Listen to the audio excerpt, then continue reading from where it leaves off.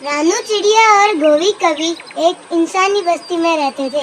वहाँ पर किसान का बच्चा चॉकलेट खा रहा था। तभी गौरी यह कहती है कि चिड़िया, ये इंसान का बच्चा क्या खा रहा है? देखो, सारा मुंह कैसे सना हुआ है। रानू चिड़िया एक पढ़ी लिखी चिड़िया थी। वह चॉकलेट को पढ़ लेती है। गौरी, ये बच्चा चॉकलेट खा रहा है। ये बहुत मुलायम होती है और मीठी भी। रानो, मुझे भी चॉकलेट खानी है। आप देखते रहना, कोई आ ना जाए, तब तक मैं बच्चे से चॉकलेट छीन कर लाती हूँ। गौरी बहन, बच्चे से चीजें छीनना गलत बात है। रानो ने इतना बोला ही था, गौरी कवि बिना सुने ही बच्चे की तरफ उड़ जाती है और उड़ते हुए झट से चॉकलेट छीन लेती है। बच्चा रोना शुरू करता है। किसान की पत्नी लाठी लेकर बाहर आती है। गौरी बहन भागे, आप तो मरवा ही देंगी। किसान की पत्नी के हाथ में लाठी है। वो दोनों झट से भाग जाती हैं। गौरी कवि तो एक ही सेकंड में सारी चॉकलेट खा जाती है। वो वाह वाह, कितनी स्वाद थी ये चॉकलेट। काश मैं रोज रोज खा पाती।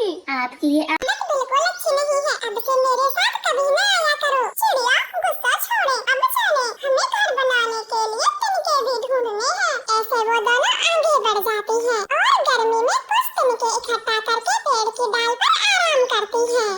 काश ये घर बनाने का काम होता ही नहीं तो कितना अच्छा होता। गौरी, जीवन जीने के लिए काम तो करना ही पड़ता है, क्योंकि कामों के बिना हमारा जीवन अधूरा है। हम खाली बैठे क्या करेंगे? हाँ चिड़िया, बस ये घर बनाने का काम ही ना होता। मुझे नफरत है इससे, और सब तो मैं अच्छे से कर लेती हूँ। वो दोनों ऐसे बातें कर रही थी। तभी वहाँ से एक परी का गुजरना होता है। वो उन दोनों की इस तरह की बातें सुनकर रुक जाती है। लगता है किसी गंभीर समस्या को लेकर आप दोनों बहुत चिंतित हैं। हाँ परी, देखो ना, हमें कितनी मेहनत करके घर बनाना पड़ता है। सारी सारी दोपहर सर से गुजर जाती है। समस्या तो गंभीर है। लो, मैं आप दोनों को एक एक जादुई बीज देती हूँ। इसे तुम जहाँ भी दबाओगी वहाँ आपका नया घर बन जाएगा। परी जी, किसका घर बनेगा? मिट्टी का या तिनकों का? चिड़िया, ये जादुई बीज है जो आप बोलकर दाबोगी, ये उसी का घर बनेगा। अब मैं चलती हूँ, मुझे देर हो रही है। परी जी, आपका बहुत बहुत धन्यवाद। अब हम भी चलते हैं। ऐसे वो दोनों अपने रास्ते पर और परी अपने रास्ते पर मुड़ जाती है। वो दोनों अपने अपने घर आ जाती हैं। मम्मा, आज आप घर बनाने के लिए तिनके नहीं लाई? बच्चों, मेरे साथ जमीन पर चलो, मैं आपको सब दिखाती हूँ। फिर मम्मा चिड़िया वो बीज मिट्टी में दबा देती है और सोचती है, गर्मियों के लिए मिट्टी का घर ही ठीक रहेगा, क्योंकि मिट्टी का घर ठंडा होता है। ये जादुई बीज, मेरे लिए एक मिट्टी का घर बना दो। चिड़िया के इतना बोलते ही वहाँ पर प्यारा सा मिट्टी का घर बन जाता है। चिड़िया अपने बच्चों के साथ मिट्टी के घर में चली जाती है और खुशी खुशी रहना शुरू करती है। कालू, ये जादुई बीज है, मैं जो भी बोलूँगी उसी का घर बन जाएगा। बकवास बंद करो, ये तुम्हारे तिनके ना लाने के बहाने हैं। मैं थोड़ी देर सो रहा हूँ, फिर और तिनके लेने जाऊंगा। मुझे परेशान न करना। ऐसे बोलकर कालू कौवा सो जाता है। गौरी तो कंफ्यूज हो रही थी, आखिर किसका घर बनवाए। तभी उसका ध्यान बच्चे की चॉकलेट पर जाता है। वो सोचती है, हाँ, मैं चॉकलेट का घर बनवा लेती हूँ, फिर जब भी मन करेगा खूब चॉकलेट खा सकती हूँ। हे जादुई बीज, मेरे लिए एक चॉकलेट का घर बना दो, वो भी बहुत बड़ा। गौरी के इतना बोलते ही वहाँ पर चॉकलेट का विशाल घर बन जाता है। वो तो खुशी के मारे पागल हुए जा रही थी। वो कभी चॉकलेट खाती तो शोर मचाती। उसका ये शोर शराबा सुनकर कालू कौवे की नींद भी खुल जाती है। वो जाग जाता है।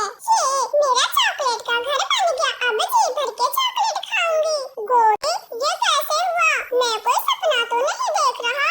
तुम देखते रहो सपना, मैं तो चली चॉकलेट खाने। फिर गौरी कभी चॉकलेट खाना शुरू करती है। कालू कौवा तो अभी भी हैरानी में था। तभी उनके पास चिड़िया आती है। वो तो चॉकलेट का घर देखकर चौंक जाती है। गौरी बहन, ये आपने क्या किया? चॉकलेट का घर ही मांग लिया। अब तो तुम्हें पक्का खुद से घर बनाना होगा, क्योंकि चॉकलेट तो खत्म हो जाएगी। वो क्यों चिड़िया, ये घर कितना बड़ा है, मुझसे थोड़े ना अकेले पे खत्म होगा। ठीक कहा गौरी, आपसे तो खत्म नहीं होगा, लेकिन जंगल के और पक्षियों को कैसे रोक पाओगी, क्योंकि खाने वाली चीज तो खाई ही जाती है। मैं अपने घर का पहरा दूंगी। कोई हाथ तो लगा के दिखाई मेरे घर से, उसका मुंह तोड़ दूंगी। अब जो तुम्हें ठीक लगे लगे वो कर लेना, मगर सिर्फ आज के लिए मेरे बच्चों के लिए जरा सी चॉकलेट दे दें तो आपकी बड़ी कृपा होगी। नहीं, रूल सबके लिए एक है, किसी को नहीं दूंगी। अब तुम जा सकती हो। चिड़िया तो चुपचाप वहाँ से चली जाती है। बात पूरे जंगल में फैल जाती है। अब गोरी कालू लाठी लेकर अपने घर की रखवाली करते। वो तो कुछ ही दिनों में बहुत थक जाते हैं और कई रात तो बिना सोए गुजारते हैं। दोस्तों, ये कभी ना जाने कब सोएंगे और हमें चॉकलेट खाने को मिले। इन्हें कई दिन हो गए हैं रखवाली करते करते, ये सोए भी नहीं है। जहाँ तक मेरा मानना है ये किसी भी वक्त सोते ही होंगे। आप कहीं न जाना, यहीं पर खड़े रहो। ऐसे तमाम पक्षी गोरी कालू के सोने का इंतजार करते। अब कौवे को नींद भी आने लगी थी। गोरी, अब मुझसे और नहीं होगा, मैं चला सोने। हाँ कालू, अब तो मुझसे भी नहीं जागा जाता। लेकिन मेरे चॉकलेट के घर का क्या होगा?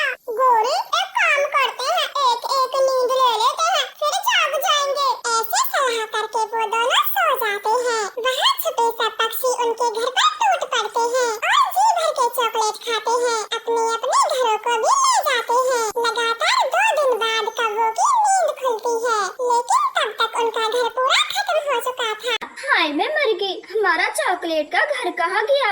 लगता है हमारा घर खत्म हो गया। देख लो, अपनी बेवकूफी का नतीजा देख लो। अगर मिट्टी या लकड़ी का घर मांगती तो हम भी गर्मी में ऐसे बाहर न होते। कालू, मुझसे गलती हो गई, अब क्या करें? करना क्या है, चलो अब तिनके इकट्ठा करते हैं और गर्मी से बचने के लिए तिनकों का घर बनाते हैं। ऐसे वो दोनों गर्मी में फिर से तिनके जमा करते हैं। चिड़िया तो सुकून से अपने मिट्टी के घर में गर्मियाँ गुजारती है और कौवे तो सारी दोपहरी भर तिनके जमा करते हैं और अपना घर बनाते हैं।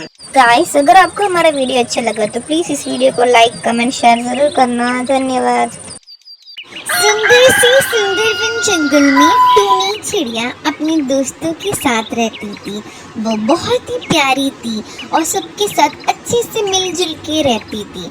उसके सारे दोस्त टूनी चिड़िया को बहुत सपोर्ट करते थे और बहुत अच्छे लगते थे। एक दिन टुनटुनी चिड़िया अपने छोटे से घर में बैठी थी, जो उसने खुद अपने नन्हे नन्हे पैरों से बनाया था।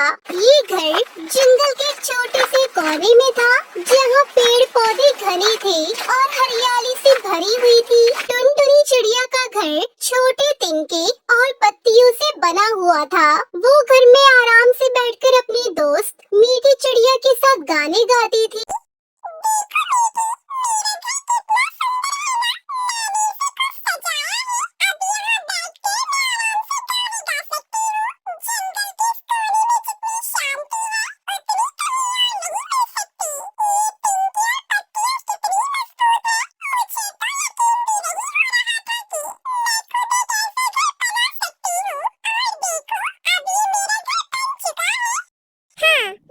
तुम्हारा घर सचमुच बहुत प्यारा है। तुमने इसे बहुत अच्छे से सजाया है। सचमुच तुम बहुत हुनरमंद हो।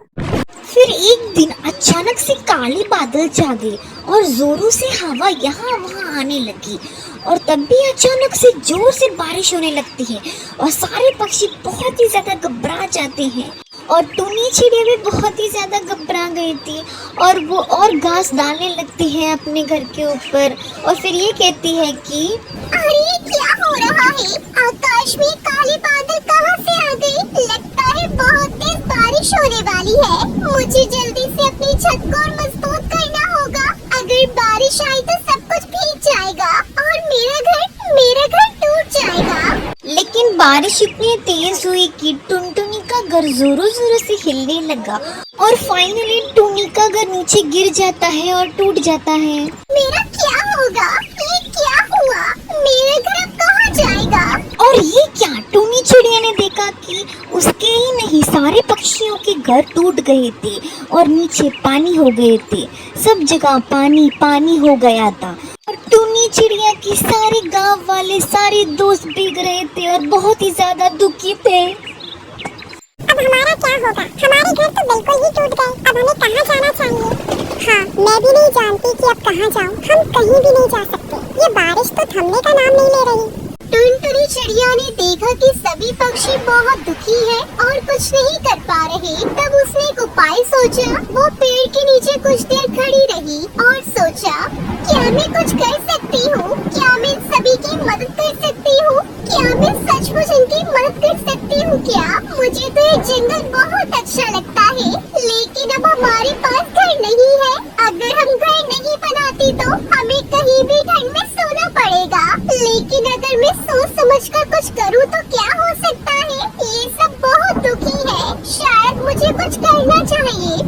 टूनी चिड़िया ने इधर उधर देखा, तभी उसकी नजर केले के पत्तों के ऊपर पड़ती है और टूनी चिड़िया ने सोचा कि मैं क्यों न केले के पत्तों का घर बना दूं। और फिर वो ये कहती है कि पत्तियाँ कितनी मजबूत है। अगर मैंने सही तरीके से जोड़कर घर बनाऊं तो ये घर बहुत मजबूत होगा। केले की पत्तियाँ बड़ी मजबूत होती है, इन्हें जोड़कर मैं सुंदर और मजबूत घर बना सकती हूँ। अगर मैं यही काम करती हूँ तो शायद सबका काम आसान हो जाए। वो उड़ते हुए केले के पेड़ के पास गई और वहाँ की पत्तियाँ तोड़ने लगी। उसने कई पत्तियाँ इकट्ठी की और उन्हें जोड़ने की सोचने लगी। कुछ समय बाद वो पत्तियों के पीछे एक छोटा सा छप्पर बना चुकी थी। अरे वाह, ये तो बहुत अच्छा लग रहा है। मुझे लगता है कि घर बहुत मजबूत होगा। मैंने सही सोचा, अब मुझे बाकी पक्षियों की मदद करनी चाहिए। उसने फिर से पत्तियों की छाव को मजबूत किया। धीरे धीरे उसने एक पूरी छोटा सा घोंसला बना दिया। ये घर बहुत सुंदर और आरामदायक था। टुनटुनी ने देखा उसकी मेहनत रंग लाई थी और उसका घर अब पूरी तरह तैयार हो चुका था। जब बाकी पक्षियों ने टुनटुनी चिड़िया का घर देखा तो वो चौंक गए। ये घर बहुत मजबूत और सुरक्षित था। सभी पक्षियों ने टुनटुनी के पास आकर देखा। तुम्हारा घर तो बहुत शानदार है, तुमने ये कैसे बनाया? ये तो बहुत अच्छा है, हम भी तुम्हारी तरह घर बनाना चाहते हैं। हम अब कहाँ से शुरुआत करें? टुनटुनी मुस्कुराते हुए बोली, तुम लोग बिल्कुल चिंता मत करो, मैं तुम्हें सब बताऊंगी। मैंने केले की पत्तियों से घर बनाया है। ये पत्तियाँ बहुत मजबूत होती है। सबसे पहले हमें पत्तियाँ तोड़नी होगी, फिर इन्हें एक दूसरे के साथ जोड़कर इन्हें मजबूत करना होगा। उसके बाद टुनटुनी चिड़िया ने बाकी पक्षियों के लिए भी केले की पत्तियों के घर बनाना शुरू कर दिए। उसने सभी को साथ लेकर बहुत सारी पत्तियां इकट्ठा की और फिर एक एक करके सभी पक्षियों ने अपने घर बनाना शुरू कर दिए।